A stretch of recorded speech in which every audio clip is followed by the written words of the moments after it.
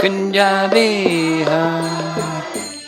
Jaya Radha Madhava Kunjabihari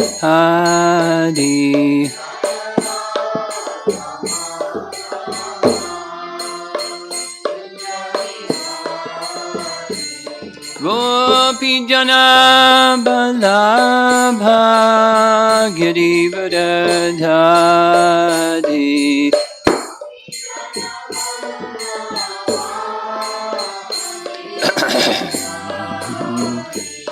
Gopi Jana Balabha Girivardhari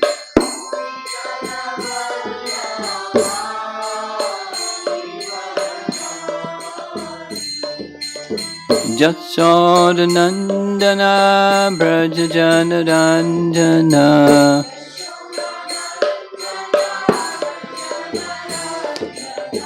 Jasodanandana Brajajanarandana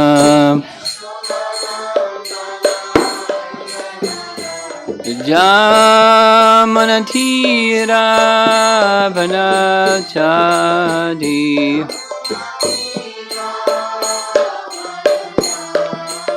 Jamanatira Vanachadi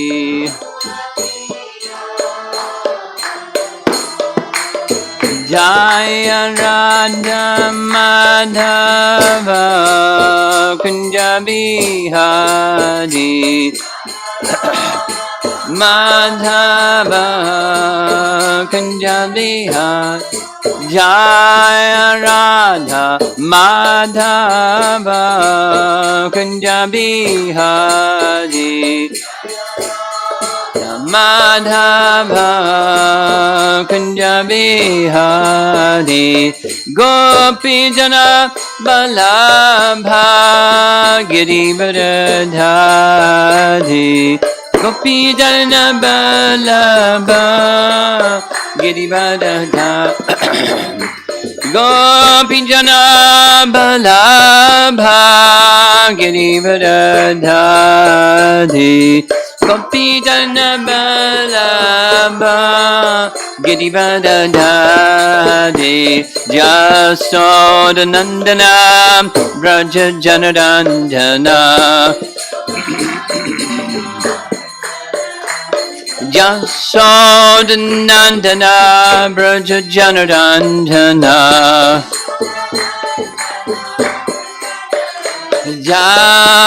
Jamanatira Vanachadi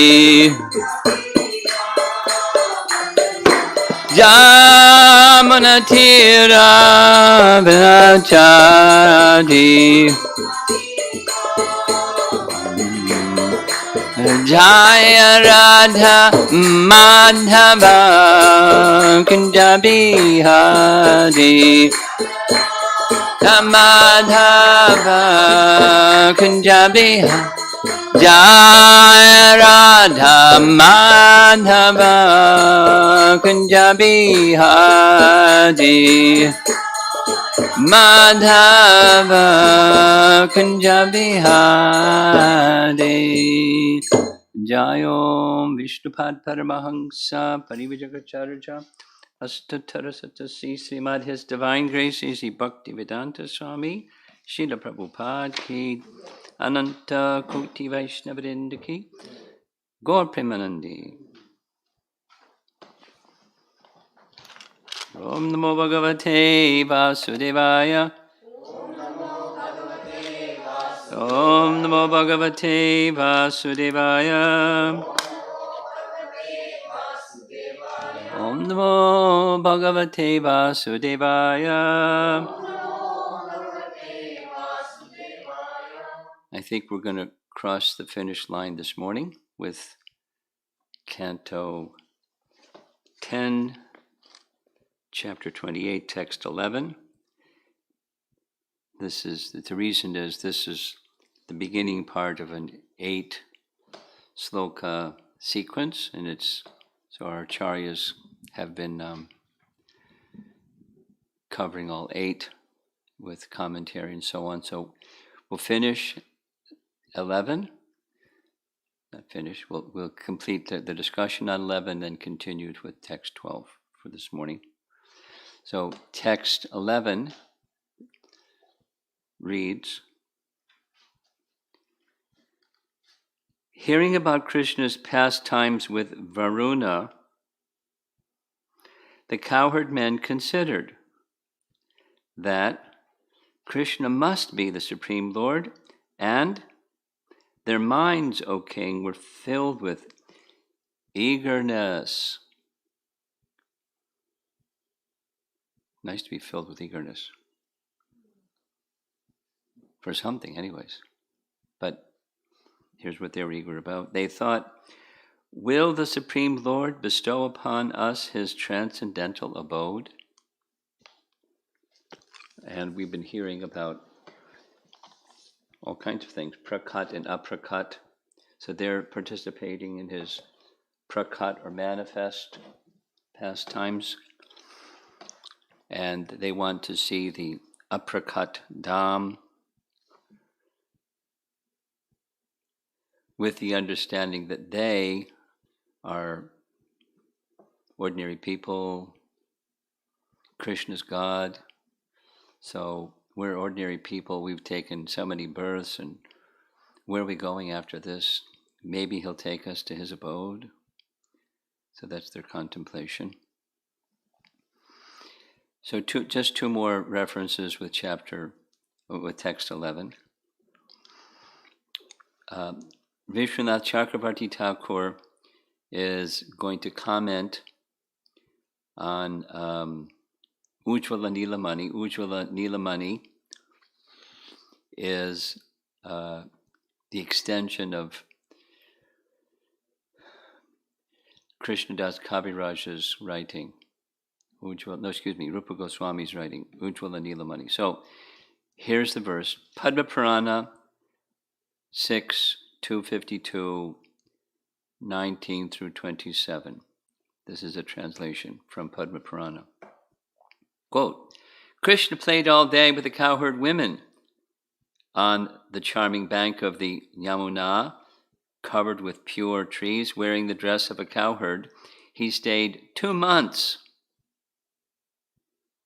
absorbed in the rasa of prema, filled with the happiness of pleasurable pastimes. So this is, Krishna's gone back to Vrindavan. This chronology is after killing Shishupal and Dantavakra, he went into Braja for 2 months. That's the reference from Padma Purana. And then the commentary reads, the word Gopa Nadi Bhi means with women of cowherd birth, rather than the wives of the cowherds. In the 3rd canto, Shukadev speaks of Devahuti as Nripa Vadhu, the daughter of the king, rather than the wife of the king. So he's making that comparison to verify his rendering of the Sanskrit from the Padma Purana verse. The word anisham, or incessantly, indicates that he married them after wandering as an upapati. He played continuously with millions of women in knowledge of all people without restrictions. The happiness of the pastimes was pleasant, ramya. They, the pastimes, were attractive to all people. Those pastimes nourished the prema of all people of Vraja. Sanskrit is Baddha Prema. Continuing from the Padma Purana quote, all persons present in Vraja, headed by Nanda, along with their wives and sons, cows, animals, and birds, having brilliant forms by the mercy of Vasudeva, think it means Vasudev, mounted an airplane and went to the supreme Vaikuntha planet, Padma Purana. Listen to the commentary, it's interesting. Having given his supreme, infallible abode to all the inhabitants of Braja, and being praised by the Devatas, Krishna entered Dwaraka. Because in this passage, section, he promised them, they wanted to know, will we go there? So we showed them, and eventually he took them there. Here's Vishwanath's commentary. The meaning is this: Nanda, along with his wife Yashoda and his son Krishna, went there. This means they all went together. They had divya forms. Went there means his spirit, the Vaikuntha planet, supreme Vaikuntha planet. They went there. They went, this means that out of joy, their spiritual forms shone most brilliantly. They had divya forms. This means that out of joy, their spiritual forms shone most brilliantly. Riding on airplanes to enter Vaikuntha is mentioned only to cheat materialistic people. Actually, they entered invisibly into a special manifestation of Vrindavan. This is shown in Brihad Varaha Purana, Gopaltapani Upanishad, and Gautamiya Tantra, that this abode has an eternal manifestation. Paragraph. After Nanda returned from Varuna's abode, Krishna also showed the people of Vraja a special manifestation of his own planet, Vrindavan, but they were not taken by airplanes. This is known in the 10th canto, these 8 verses, chapter 28. Paragraph. Though Krishna showed them his abode, he took them there later. He first took them to Brahmarada. He submerged them in the lake where Akura praised Krishna, and then raised them up, and they saw the planet with Brahman in human form. Brahmaloka refers to the planet of the Lord, not that of Brahma, since it is eternal, Sanatana. It is very subtle. Tamasak param means beyond the modes. The words na veda svam gatim, they didn't know that that was their abode. Krishnam cha tatra indicate the form of Gopal. They did not see other associates there, only themselves. He was praised by the Vedas, such as Gopal Tapani Upanishad, as the form of Krishna. That is the meaning of Krishnam cha tatra. They, who had attraction only for him, experienced supreme bliss. This caused them to lose awareness even of his planet.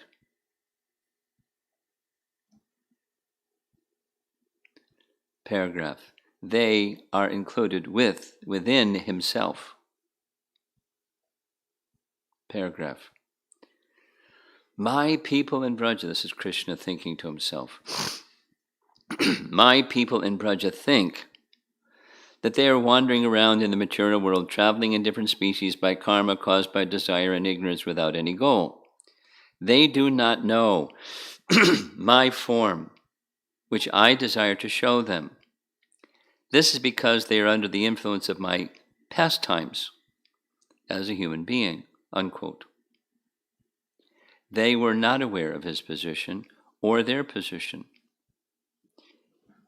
Brahma in his prayers says, quote, this is 10:14:35, my mind becomes bewildered just trying to think of what reward other than you could be found anywhere.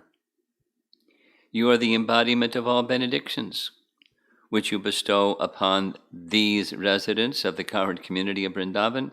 You have already arranged to give yourself to Putana and her family members in exchange for her disguising herself as a devotee.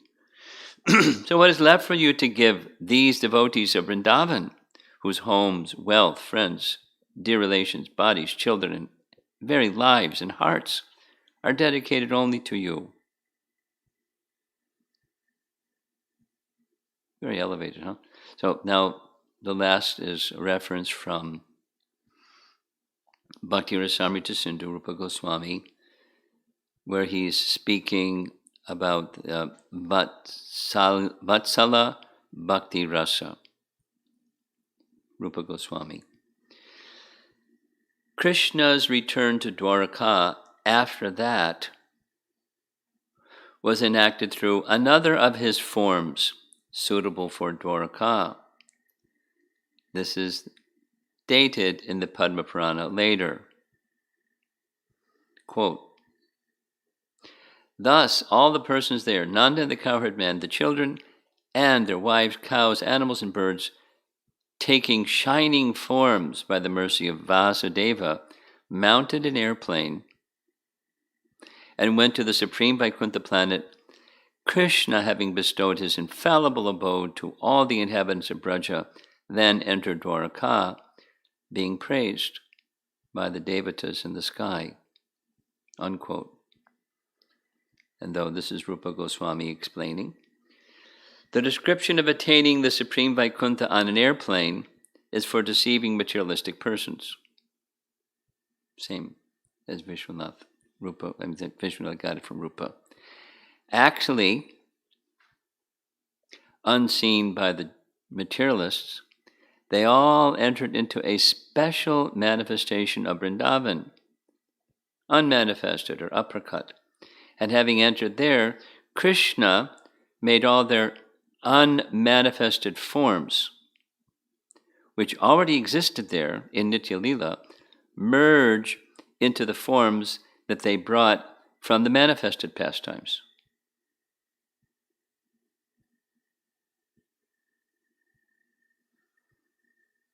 In a similar manner, after marrying 16,000 queens, by the potency of Yogamaya, as seen by Narada, Krishna, on leaving all the palaces with 16,000 forms, would merge those forms into one form upon entering the Sudharma hall.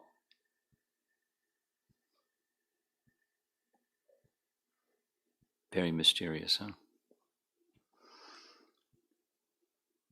Sukadev has also explained that Krishna made them enter that same Vrindavan previously. Following is the description of that event. And that's all these 8 verses. I'll read them again, because it's like we've been hearing it again and again. Nanda Maharaj had been astonished to see for the first time the great opulence of Varuna, the ruler of the ocean planet, and also to see how Varuna and his servants had offered such humble respect to Krishna. Nanda described all this to his fellow cowherd men. The cowherd men, considering that Krishna must be the Supreme Lord, and their minds, O king, were filled with eagerness. They thought, will the Supreme Lord bestow upon us his transcendental abode? Because he sees everything, Lord Krishna, the Supreme Personality Godhead, automatically understood what the cowherd men were conjecturing. Wanting to show his compassion to them by fulfilling their desires, the Lord thought as follows. So his inner contemplation is, my own dearest people, Janaha, the inhabitants of Braja, thinking that they are wandering in this world in various destinations such as devatas, animals, etc., by their own ignorance, do not know their real abode. Thus, deeply considering the situation, the all-merciful Supreme Personality of Godhead Hari revealed to the cowherd men his abode, which is beyond material darkness. Lord Krishna revealed the indestructible spiritual effulgence, which is unlimited, conscious, and eternal. Sages see that spiritual existence in trance when their consciousness is free from the modes of material nature. The cowherd men were brought by Lord Krishna to Brahma Hrada, where Akrura had gone previous to the Bhagavatam narration, and were submerged in the water, and then lifted up. The cowherd men saw the abode of the Lord. Nanda Maharaj and the other cowherd men felt the greatest happiness when they saw that transcendental abode. They were especially amazed to see Krishna himself there, surrounded by the personified Vedas who are offering him prayers. And then finally, last paragraph. It should be understood that the inhabitants of Braja later factually attained Krishna's own abode, which he had shown to them as their final abode previously, as described in the above verses. The place called Brahma Hrada is identified as the place where Akrura went, or Akrura Tirtha. It indicates praise for Akrura. Akrura had gone there previous to the conversation of Shukadeva and Parikshit. Krishna brought them there, submerged them in the Brahma Hrida, and then lifted them out. Lifting them out, he brought them to the area of Vrindavan, and there they saw the planet where the Supreme Brahman has a human form. Okay, now text 12. We've already heard this many times, but here's the translation. Because he sees everything, Lord Krishna, the Supreme Personality of Godhead, automatically understood what the cowherd men were conjecturing. Wanting to show his compassion to them by fulfilling their desires, the Lord thought as follows. There's no BBT commentary, but here's Vishwanath. Thus understanding the desires of his relatives, Svanam, Krishna, who had knowledge of all realizations, the happiness of Brahman, of Vaikuntha, of Vrajabhumi, began to think in order to fulfill their desires. Though usually he covers or withdraws his majesty according to the degree of prema, in this case, by the inspiration of the Lila Shakti, he had knowledge of all his forms simultaneously, Krishna thought. Though these cowherd men are actually understand that Brahman and Vaikuntha are insignificant because of tasting sweetness of Krishna prema, I will give them realization of Brahman and Vaikuntha happiness in order to fulfill the desires they manifest while they play the roles of unintelligent humans. Jiva Goswami is short. Svanam means of his relatives. The verse shows great affection for them, Krishna's great affection for them. He was eager to fulfill all the desires of the people of Braja. He understood but did not inform them directly, since they would be embarrassed. Sanatana Goswami writes, he is eager to fulfill the desires of the people of Braja. Out of shame, the people did not reveal their desire, but Krishna understood by himself and thought as follows, out of his mercy. Like a child overcome with affection for his father, for actually he could not think of fulfilling their desires because they had unlimited wealth by their very nature already. Paragraph. He knew everything about the people of Vraja, including their curiosity, feeling this directly because of their eagerness. Since he is filled with all powers, Bhagavan, he began to consider. Now, here's some additional commentary that goes to Canto 11, Chapter 3. And Canto 11, Chapter 3, this is, now it's some heavy philosophy. It's kind of different than all this other. It's detailing with scriptural authority references why it is that one should accept Krishna as the Supreme Person. So this is the Navyogendras speaking with King Nimi, 11, Chapter 3. Statement. Brahman cannot be understood by the mind, what to speak of works, the eye of the jiva, the life airs, or the senses, just as sparks arising from fire cannot reveal the fire. The wise say that Brahman, though expressed in the Vedas, is not subject to understanding. However, without existence of Brahman, the negative statements concerning Brahman have no meaning. Paragraph. So it's complex philosophy. Quote, the form of Bhagavan, which I worship as practice, I know. Please speak in detail about Brahman, which is difficult to understand. He now described Brahman in 4 verses. So that's like Nimi's question paraphrased. And then the sages are answering. He now described Brahman in 4 verses. Mind cannot make Brahman the object of its thought.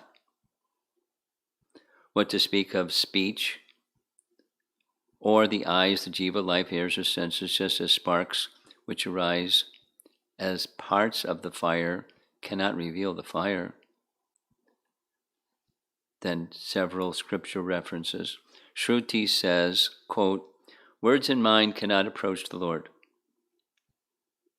On the other hand, Shruti also says, quote, I ask,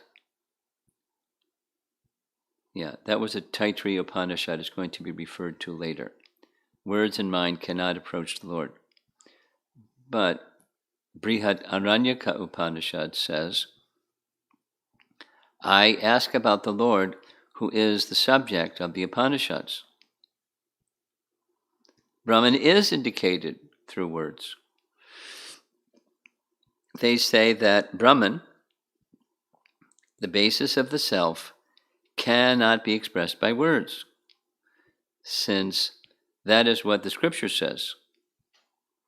Statements such as, this is Brahman, are made, but such designations cannot define Brahman. Shruti says from Katha Upanishads, 2 references, know that Brahman, which cannot be expressed by words and by which words arise.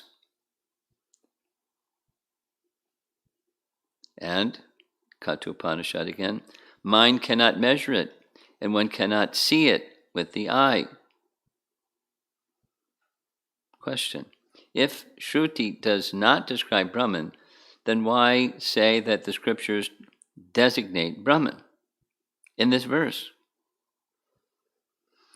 Without the existence of Brahman, statements of negation, like Taittiriya Upanishad sloka, cannot have meaning, since there is limitation in all negation. Means it indicates something positive. You can't speak about it with words, but it exists, so that's the positive. Speaking negative doesn't eliminate the positive. It is said in Harivamsa, O Bharata, You should understand this supreme Brahman, which pervades the whole universe, is my condensed light. And Bhagavatam, these verses that we're discussing, this Brahma Jyoti, if you remember that, it is said in the 10th canto, Brahma Jyoti Sanatanam, the light of Brahman is eternal. Continuing, he quotes Brahma Samhita. If you know the verse, we can say it together. Yasya prabha prabhavato jagadanda koti kotishvashesha vasudadi vibhoti bhinnam tad brahma nishkalam anantam ashesha bhutam govindamadi purusham tamaham bhajami. I worship the Supreme Lord Govinda, whose powerful form radiates an effulgence known as the undifferentiated, unlimited, all-encompassing Brahman, which is completely distinct from its powers displayed in unlimited planets throughout the billions of universes. Next, if Brahman is the effulgence of Bhagavan's body, then why can it not become the object of the mind or senses? Answer, this light does not arise from matter. It arises from the form of eternity, knowledge, and bliss, which is beyond matter. Words and mind are material. How can that light be the object of material words and mind? The spiritual body is described as follows. Shabdam Brahma Vapur Dadhat Bhagavatam. The Lord has a form of Brahman. This is 3:21. And 10:14, this is Brahma's prayers. Krishna is the friend, full of supreme bliss, the complete Brahman. Then he quotes another verse indicating, verifying the same. Canto 10, chapter 70. O Lord, even outcasts are purified by hearing and chanting your glories and meditating upon you, the absolute truth. What to speak of those who see and touch you? So there's a distinction between Bhagavan and Brahman. Brahman is beyond the senses, and Bhagavan can be appreciated by spiritual senses. So, last paragraph. Though the body of the Lord is spiritual, by the Lord's Kripa Shakti, which is inconceivable, this form becomes visible in the material world. That form is described by words such as, quote, blue like the petals of a blue lotus, unquote. The Lord's body is the color of a spiritual lotus petal, but is described by material description of material lotuses. However, that form upon which the devotee meditates using that material description becomes visible to the devotee by the inconceivable mercy of the Lord. This is not revealed by the material person's mind in words. When the sadhana of the worshipper of Brahman becomes perfect by attaining mercy of the Lord becomes realized as Brahman in his mind. Thus the Vedas say, quote, from Katha Upanishad, the same two verses, Brahman cannot be understood by the mind, and Brahman is seen by concentrated intelligence. That's a little journey over there to 11th canto. So one last, this is Jiva Goswami speaking in Gopal Champu. These are my own people. Now they are thinking of me as the Supreme Lord and desire to experience my greatness, which cannot be fully experienced, but they cannot experience this because they become astonished only by the powers of Varuna. They cannot realize my real greatness, since it is similar to what they have already known. They have lost their discrimination, and thus considered there, and my appearance in this world to be a mundane appearance, which gives destinations for the jivas through their ignorance, lust, and karma. Quotes Canto 10, Chapter 16.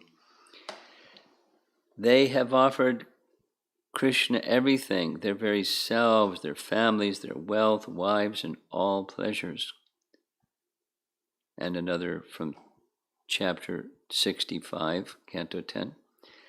Those cowherds have dedicated everything to lotus-eyed Krishna. That's the chapter where he's reunited with Vasudeva and Devaki, I think.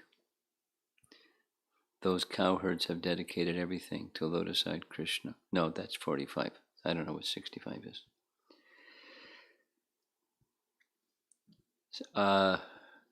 Mystery continuing.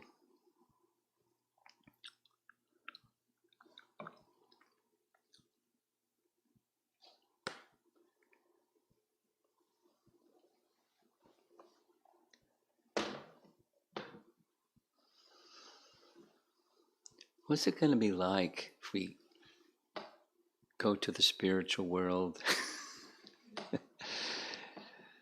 and Krishna does these amazing things, and how are we going to view them? Well, that's total speculation, but we are getting this information from the Bhagavatam, compliments of Shukadeva Goswami and Srila Vyasadeva, to understand the mood and the love and the exchanges of love with Krishna. It's pure love. There's nothing that they have in their existence other than attachment to Krishna. They think of themselves in humility as worldly people, somehow blessed by whatever. The mountain of pious activities of Nanda Maharaj and whatever, and they somehow have been granted good fortune. That Krishna's in their community and all they know is they love Krishna, so that's their life. And reciprocating with their love for him, Krishna has similar feeling for them. So it keeps moving back and forth between his divinity and his own innocence. Remember that, I think I'm going to write something about this, because it's this, he's Atmarama but not Atmarama. Remember that commentary? It's not in anything with the BBT publication. I have to go back and look and see where that was. But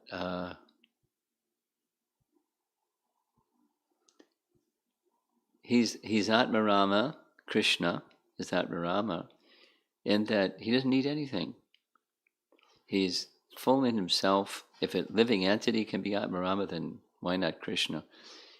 Everything is within him. There's no need. And then there is need. What's that need?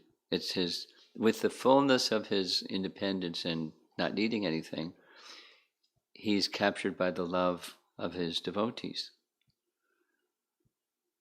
So he does things like this, without any purpose, but with purpose. The purpose is reciprocating the love of his devotees.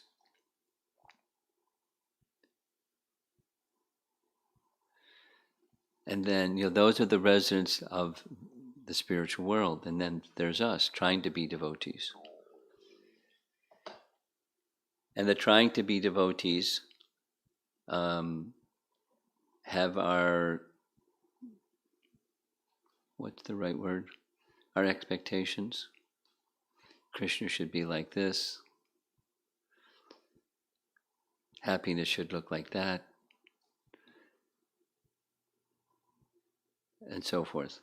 fruitive modes of nature, picture of the the dispenser of our, or the fulfiller of our wish lists, and that's not entirely, but that's a significant part of the mood of us souls that aren't in that pure stage yet. And so we have issues with the world, which means we have issues with Krishna. We have envy towards others because we have envy towards Krishna. There's, like Prabhupada's explanation, there's disputes between man and one nation and another nation. And it's the root of it is our dispute with Krishna.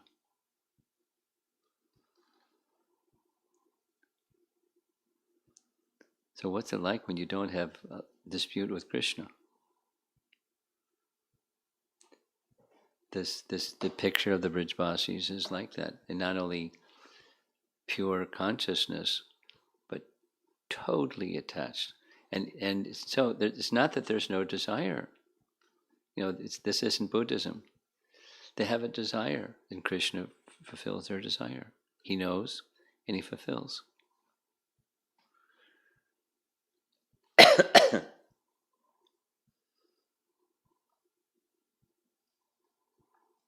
There's many passages in the scripture where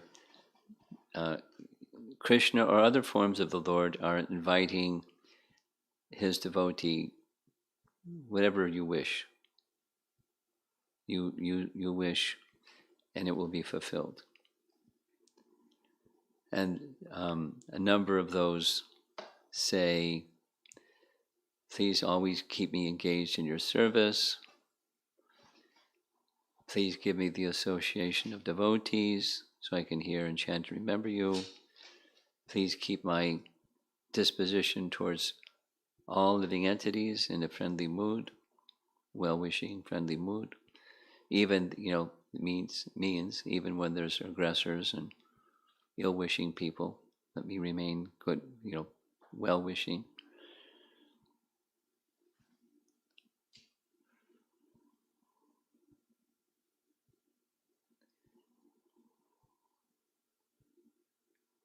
Here they have a wish. They want to see the place. They want to see his place. So he fulfills their desire. So what's our desire? We got a lot of desires. And to align those so many desires with the purpose behind those desires of Krishna is to be pleased. That's our challenge. And if we don't achieve that, the mind will forever remain restless and disturbed. Forever. There's no end to it.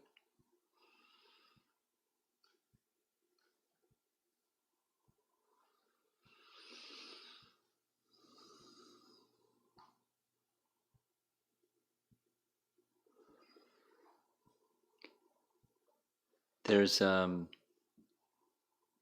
this popular story. I'm not even sure if Prabhupada gave the story, but maybe the Prabhupada gave the story. One student goes to his guru and says, "Why is it so difficult to take full shelter of the personality of Godhead?" And his guru says, "That's a very profound question. Let me contemplate so I can give you the proper answer. You come back tomorrow at this time." So the student is thinking, wow, he's going to get the answer to this important question. So he's anticipating. And as he's coming back, he's heading into the forest where his guru's ashram is, and he hears his voice calling out, "Help! Help!" He starts running. "Oh no! What's the problem?" And when he gets to his guru's ashram, he sees his guru with his arms and legs and body wrapped around a tree calling out, "Help!" So he tries to help him. "What happened, Guruji?" And pulls his arms and legs, and then Guruji stands up and says, "Now do you understand?" Huh? Said it's difficult to take full shelter of the personality of Godhead because you're clinging so tightly to your material attachments. You can't take full shelter as long as you're clinging to material attachments. You can't let go. So you can't take full shelter of the personality of Godhead. And that these verses that are praising the Brijvasis, they didn't take sannyas. They're householders with occupations and homes and children and cows and this and that. But it's all dedicated to the personality of Godhead. Everything. And if Krishna calls upon them to transgress, they transgress.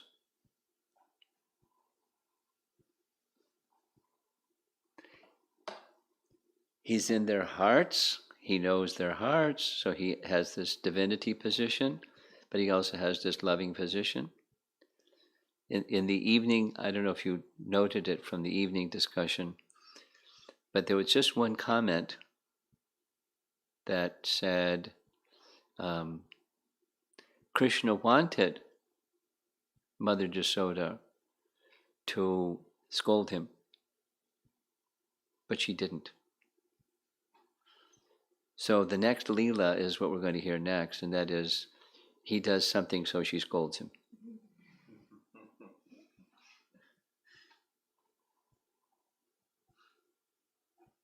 And then when she scolds him, she's overwhelmed. He shows the universe within his mouth. And, in the course of her scolding him, he's like the binding of Krishna with rope. He's trembling, although he's defiant. They're lying. But she grabs him by the arm because he may run away. So she doesn't hit him, but she's taking the assertive mother role. If you haven't eaten dirt, show me. Now the dirt's not going to be in his mouth because if he ate dirt, he swallowed it, it's in his stomach. So what it says specifically is she saw it within his belly. How did she look into his mouth and see within his belly? Well, he showed what's in him, just like the Mahavishnu, everything is within him, or Garbhodakshay Vishnu, everything is within him, or even Kshirodakshay Vishnu, he's within everything, but everything is within him. All this, double talk. I'm within everything, but outside of everything. Everything is within me. So he showed her his position. So with her eyes, she could see. Because he wanted to give that experience to her. So what are we going to see? We'll see whatever Krishna wants us to see. That's what we're going to see. So what should we want? Not to see this or that something. He showed them. He showed them, back to this, he showed them Goloka, the uppercut place. And there they are. Specifically, they didn't see anyone else. Although there are other persons in Goloka, but they didn't see anyone else. They saw themselves and they saw Krishna and the personified Vedas. They may have seen other things. It doesn't say what those other things are, birds and river Jamuna and whatever else.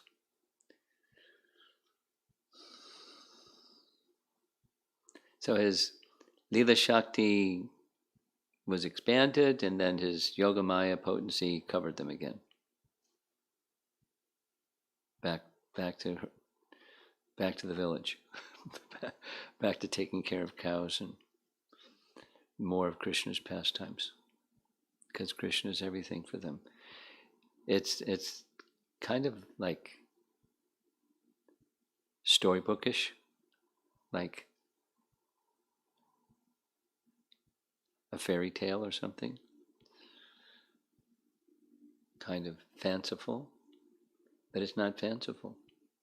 It's why would these highly learned scholars be interested in fairy tales? They're not.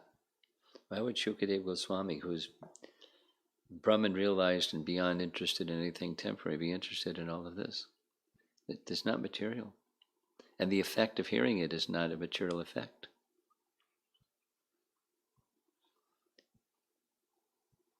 And somehow we just happen to be in the right place at the right time and say yes when this knowledge was given to us, and then give other people the same opportunity to hear this knowledge. And, depending upon their free will choices, they'll do whatever they're going to do.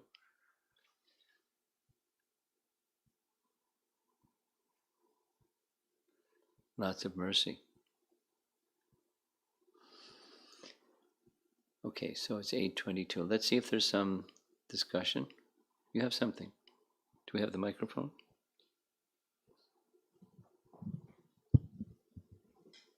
Maharaj, can you elaborate on, we have issues with others because we have issues with Krishna. So can you elaborate on that? Well, behind everything is Krishna. So the material is a reflection of the spiritual.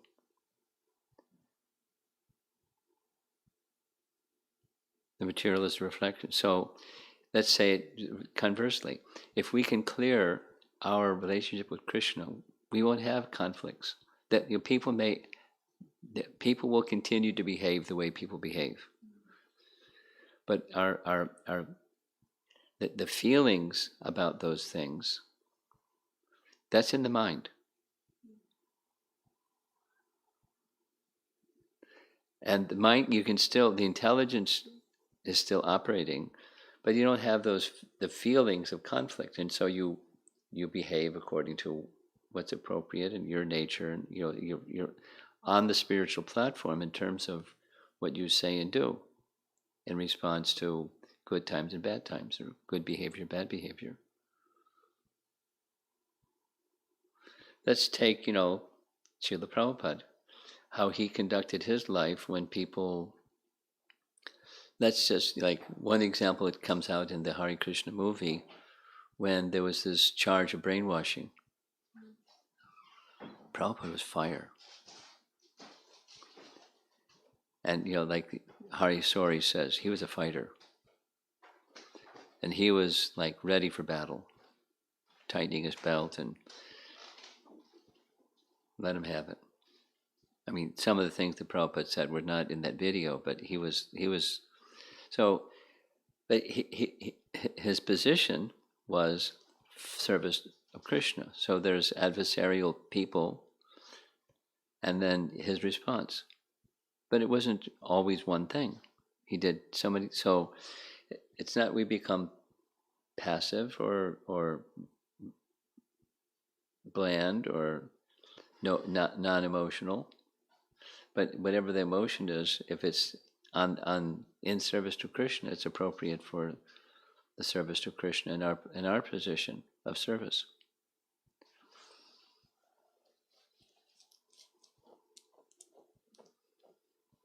And each of us are different.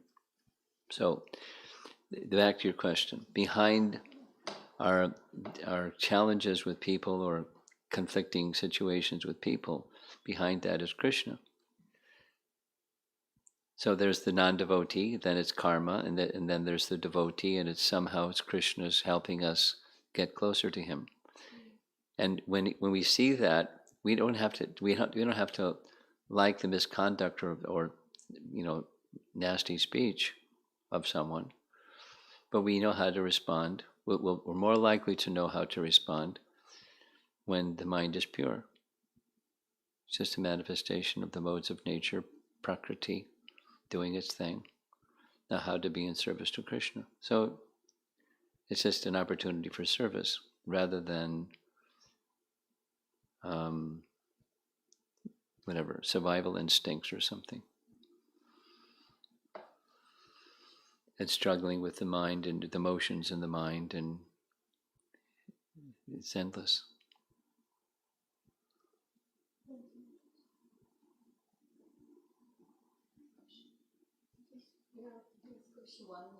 How do we recognize No, wait. He's got right here.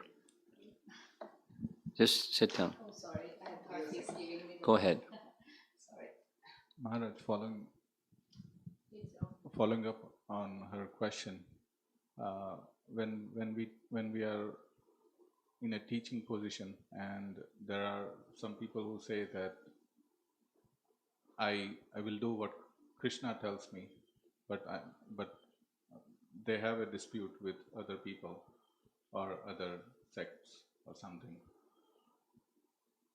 But they, in their behavior and externally, they show that yes, they like always doing Krishna Katha and attracted to Krishna. And they say also, so how do we explain that? So what's your question? How do you respond to that kind of a situation? Well, how can, here's one thing. I'll do what Krishna wants. How do you verify what Krishna wants? Through discipline. Guru Sadhu Shastra. And have you done that? Have you Guru Sadhu Shastra? Not just, I've got a verse over there, and that supports, I've got the right understanding of what Krishna wants. What if there's 20 verses over there that says something else? I mean, not necessarily in direct opposition, but something else. So what are you going to do? How are you going to discern what Krishna wants? If you're making a big mistake if you think your soul discretion is the way to determine what Krishna wants. That's not what Krishna wants. No, that's not necessarily going to change the person's mood or disposition or position. But it's just, here's a mirror. What do you see?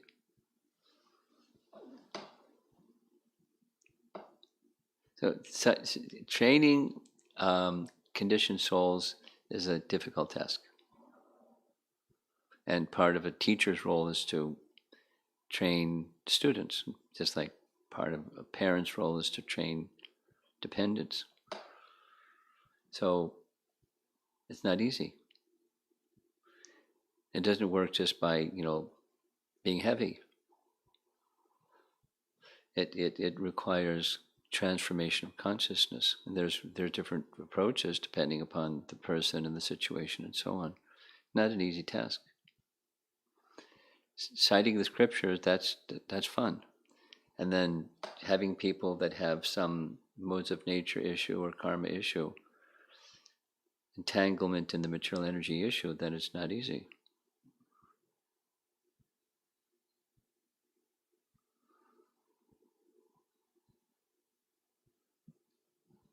Can you come take the microphone? Yes.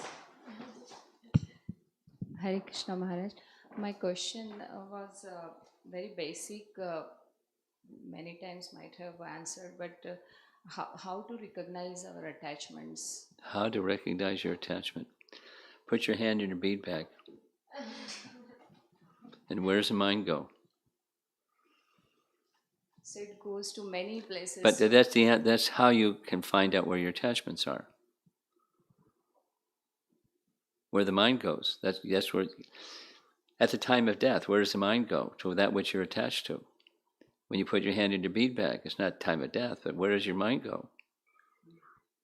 Of course, it's different at different times, so there's a whole array of attachments.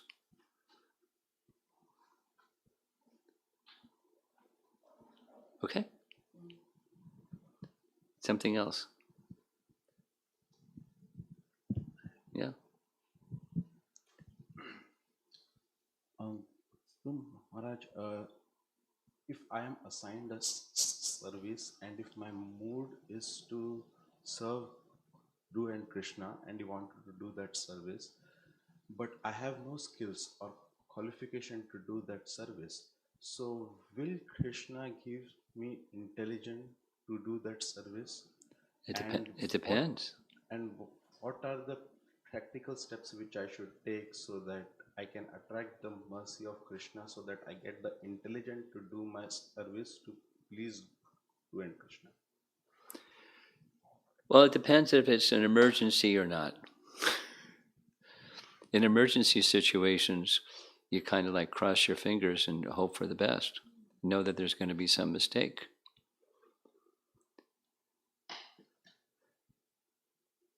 And, there's examples of Prabhupada explicitly teaching like that. Not exactly emergency, but yes, Krishna will instruct you. You try to do something nicely for Krishna, Krishna will give you the intelligence. But so what's the steps? Get focused on what does Krishna want. And the same by Guru Sadhu Shastra, we know what Krishna wants. So if you have some service to do, then here's another, if it's not an emergency, I need to prepare myself. I need to get some skill set. And I may start with just like preliminary, but as I go along, I want to get some skills. Kind of like what's going on, for example, there's many for examples. Teaching or management, so Brahminical function or Kshatriya function. Sometimes we're asked to teach when we don't really know what we're doing. So like, you may be asked to give a class, so you give a class. You say, well, I'm not qualified, I have to become a pure devotee first, and then I can give a class. But, so with our limits, we speak. But then when you speak, you understand, gosh, I really need to put more energy into qualifying myself so I can speak properly. And, so we study more, and et cetera, et cetera, et cetera.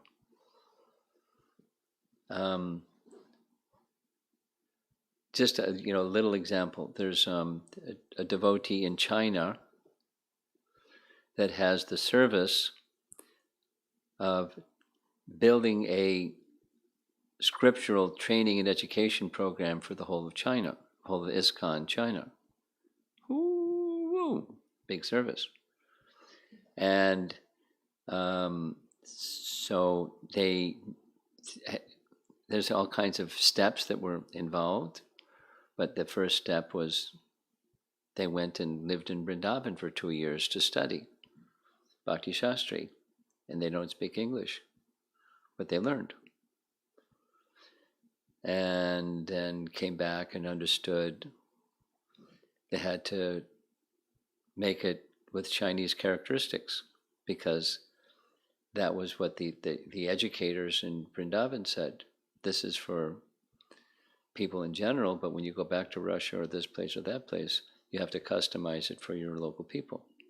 So I had to, with Chinese characteristics. Anyway, and then the people that, and on and on and on. So now it got to be, there's like a full swing, 100 and something teachers in the teacher training pipeline to get teacher training course part 1 and 2 in Chinese with Chinese characteristics and Bhakti Shastri, da-da-da. Next comes Bhakti Vaibhav. So what's the step? Well, they don't know the first 6 cantos. They have to study the first 6 cantos before they can start to teach it and develop curriculum with Chinese characteristics. So depends on the task.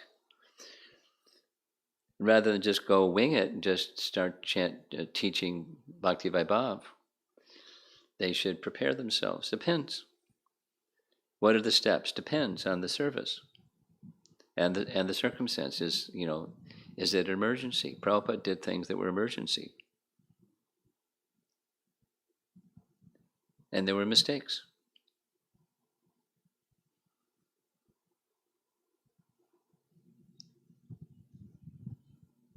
So, Maharaj, in your example... Could you hold the microphone closer? Thanks. Sure, Maharaj. So in your example, Guru Maharaj, that Chinese devotee has to go through Bhakti Shastri, Bhakti Vaibhav, right?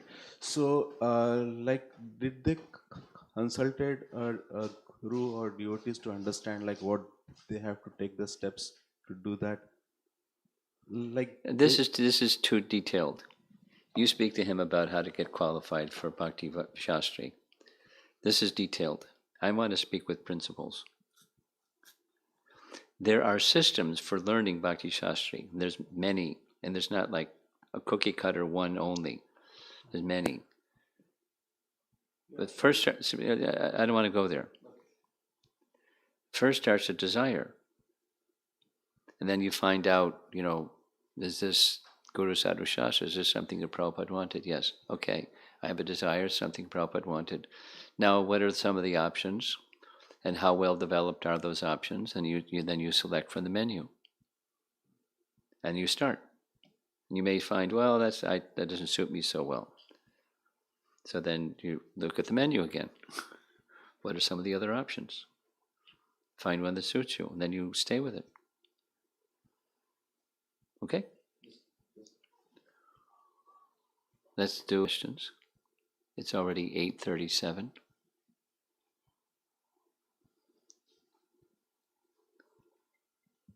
Go ahead. Question from Jyotirmay Mataji.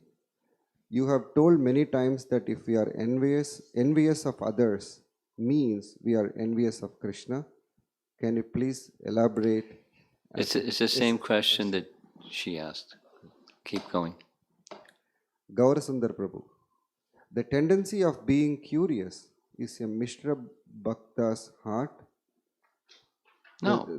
The tendency of being curious in a Mishra Bhakta's heart can pull him down on his way back to Godhead.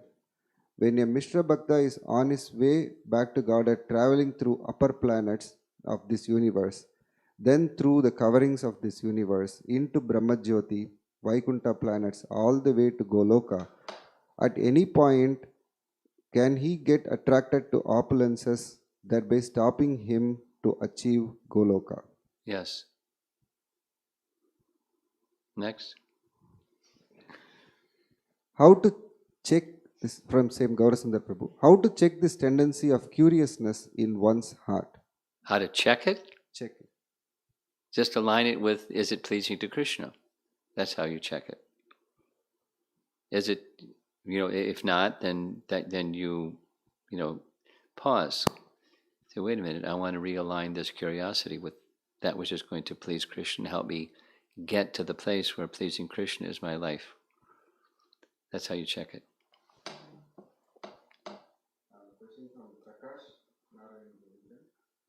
What does it mean for Vedas? The sound went out. What happened? Battery? It's red instead of green? No, it's green now. I think it automatically. Oh, okay. Okay, go ahead. Keep going. Prakash. Yeah. What does it mean for Vedas to be personified? Or for eternal time to be personified? It just means that there's an energy, and the energy is resting on a person. That's what it means. So the person, personified, it means that that's the person from which the energy, you can do it. You know how to change batteries.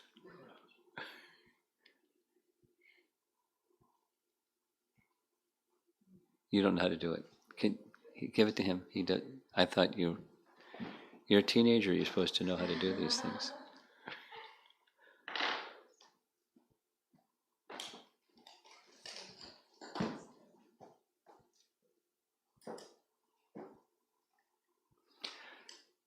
For the online people, we're changing batteries.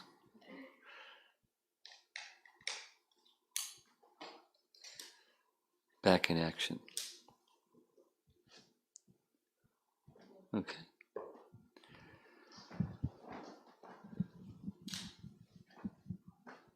And then continuation of that question. What does it mean for the holy name to be Nama Prabhu? Holy names of Krishna is non-different from Krishna. So Nama Prabhu is Krishna? Yes. Question from Sanchari. What is the reason we use a lotus to describe Krishna's form? Clarification point. The spiritual lotus is different from the one we can see. We discussed this.